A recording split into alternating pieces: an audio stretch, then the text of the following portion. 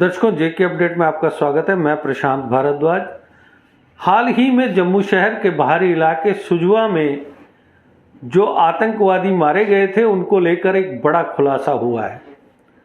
मैं आपको बता दूं कि जम्मू शहर के बाहरी इलाके सुजवा में सीआईएसएफ की बस पर हुए आतंकवादी हमले के बाद मुठभेड़ में जैश-ए-मोहम्मद के 2 आतंकवादी मारे गए थे।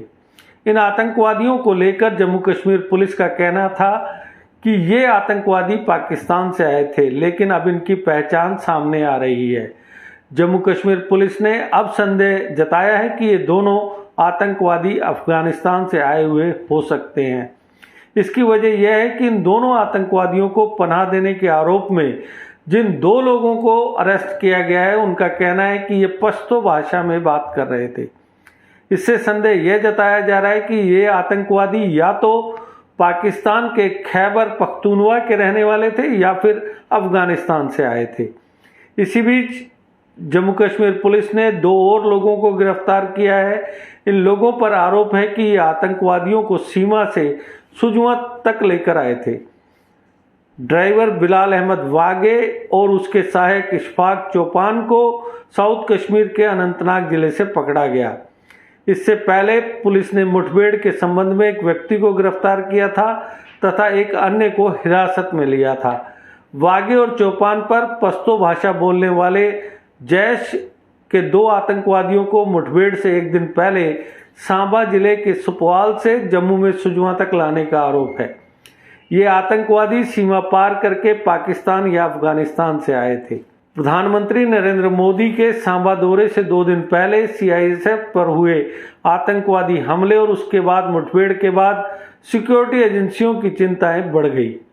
जांच में यह बात भी सामने आई, ये आतंकवादी प्रधानमंत्री मोदी को सांबा के अपने दौरे को रद्द करने के लिए मजबूर करना चाहते थे। गौरतलब है कि अफगानिस्तान में तालिबान के सत्ता में आने के बाद से ही चिंताएं जताई जा रही थी कि जम्मू कश्मीर में इसका असर हो सकता है। ऐसे में यदि सुजवा में अटैक करने वाले दोनों आतंकवादी अफगानी मूल के पाए जाते हैं तो यह चिंता की बात होगी। सुजवा आतंकवादी हमले की जांच में और अहम खुलासे भी हुए हैं। आतंकवादियों को सांबा से सुजवा तक पहुंचाने वाले ट्रक ड्राइवर बिलाल अहमद वागे और सहयोगी इशफाक चौहान पहले भी सांबा और जम्मू से आतंकवादियों को कश्मीर लेकर गए हैं। इन आतंकवादियों ने 20 अप्रैल को ही सीमा पार से घुसपैठ कर ली थी। सीमा पार से 4 आतंकवादियों को भेजा जाना था, लेकिन बताया जा रहा है कि ट्रक में जगह कम होने के चलते सिर्फ 2 ही भेजे गए। इनके पास से 407 वाहन भी जब्त कर लिया गया है। इस ट्रक में बनाए गए गुप्त ठिकाने में आतंकवादियों को छुपाया गया था। पुलिस की जांच टीम ने रविवार को सपवाल के उस स्थान का दौरा किया जहां से इन आतंकवादियों को ट्रक में चढ़ाया गया था। अब इस जगह को आगे जांच टीम एक रूट मैप तैयार करेगी कि आखिर ये बॉर्डर के किस पॉइंट से घुसपैठ करके यहां तक आए। इसके लिए जांच टीम सपवाल से बॉर्डर तक सर्च ऑपरेशन चलाएगी ताकि यह पता लग सके कि इन लोगों ने कहीं कोई और सामान तो नहीं छुपा कर रखा है। वहीं दूसरी ओर पुलिस ने आतंकवादियों के दोनों मोबाइल फोन इन्वेस्टिगेशन के लिए प्रदेश से बाहर एसएफएल भेजे हैं।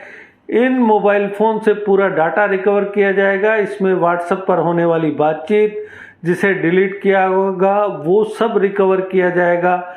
इसमें कई अहम तस्वीरें और वीडियो भी सामने आ सकते हैं जो इस पूरी साजिश का पर्दाफाश करने में मददगार साबित होंगे। सूत्रों का कहना है कि जल्द ही ये मामला ऑफिशियल तौर पर एनआईए को सौंप दिया जाएगा। इससे पहले भी इस तरह के हमलों की जांच एनआईए को सौंपी गई है।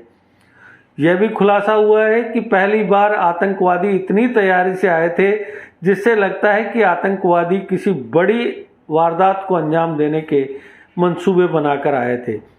इससे पहले गोला बारूद से भरी जैकेट पहनकर आतंकवादी कभी जम्मू कश्मीर नहीं आए थे।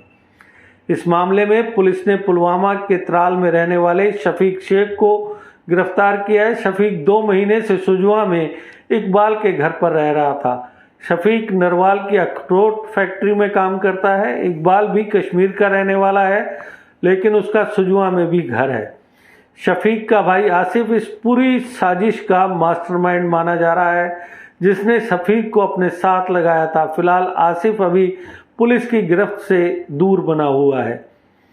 हो सकता है कि वह आतंकवादी बन चुका हो और यह भी संभव है कि वह पाकिस्तान चला गया हो। पुलिस ने इस मामले में अब तक 3 लोगों को हिरासत में लिया है। इनमें ट्रक चालक बिलाल अहमद बागे, सहयोगी इशफाक, मकान मालिक इकबाल शामिल हैं। गिरफ्तार होने वालों में शफीक शेख और फरार होने वालों में शफीक का भाई आसिफ शामिल है। अब तक 5 लोगों के नाम सामने आ चुके हैं, कुछ और लोगों के नाम भी सामने आ सकते हैं।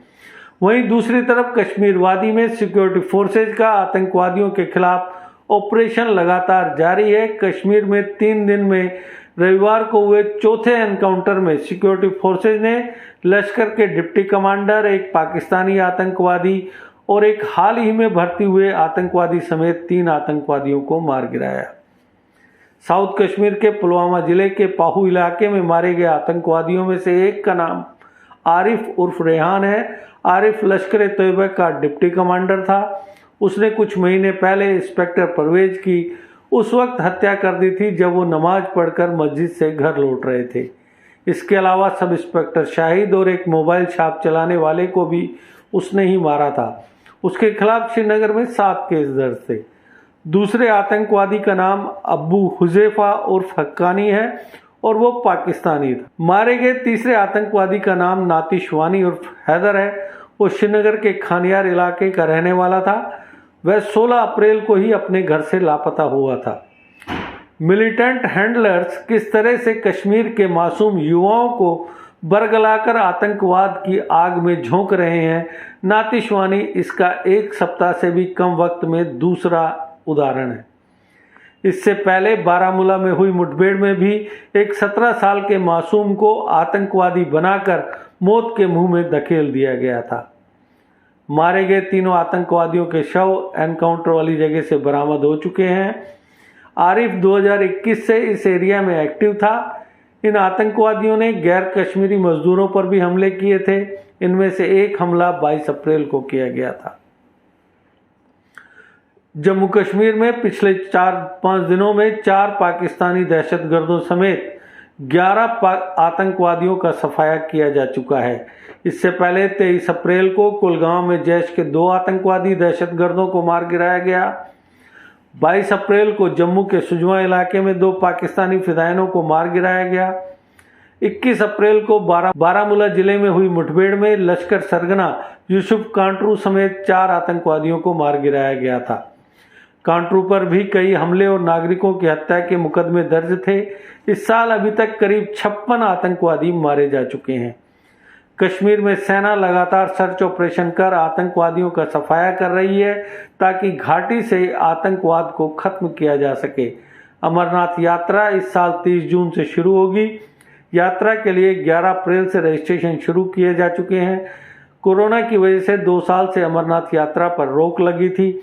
इस साल ज्यादा रश होने की आशंका है। इस कारण भी सेना काफी सतर्क है। वहीं दूसरी ओर सरकार ने हाल ही में राज्यसभा में बताया कि 5 अगस्त 2019 से 26 जनवरी 2022 तक घाटी में कुल 541 आतंकवादी वारदातें हुई। इन वारदातों में 439 आतंकवादी मार गिराए गए। इन आतंकवादी हमलों में 98 जवान शहीद हुए। वहीं 109 आम नागरिकों की भी मौत हुई। जम्मू कश्मीर में आतंकवाद की वजह से मरने वालों की तेजी से बढ़ती तादाद पर न जाने कब रोक लगेगी कहा नहीं जा सकता, लेकिन कश्मीर की सिविल सोसाइटी और पेरेंट्स को कुछ ऐसा जरूर करना होगा कि उनके कश्मीरी युवा आतंकवाद के दलदल से दूर ही रहें। इस खबर में फिर इतना ही। धन्यवाद, नमस्कार।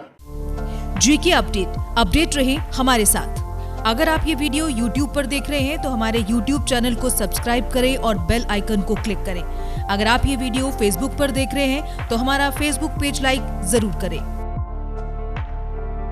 For advertisement please contact 7051091811।